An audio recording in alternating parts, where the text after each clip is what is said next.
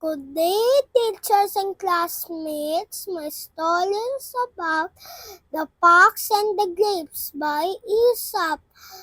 On a hot summer day, a hungry fox walked through a sunny orchard. He saw a bunch of juicy purple grapes hanging high on a vine. I want those grapes, he thought. So the fox jumped and jumped, but the grapes were too high. He tried running and leaping, but no matter how hard he tried, he could reach them. Tired and frustrated, the fox sat down and said, "Those grapes are probably sour anyway." Then she walked away to find something else to eat.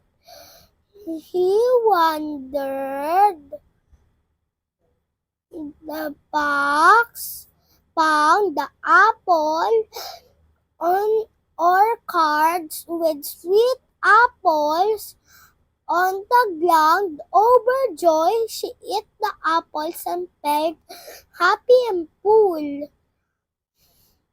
The fox learned an important lesson.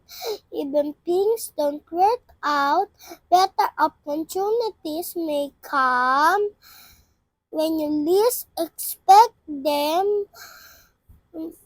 The fox walked away with a full belly and big smile, ready for his next adventure.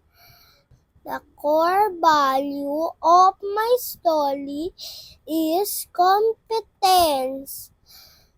Keep trying and learning. Challenges help us grow stronger and wiser. Thank you for listening.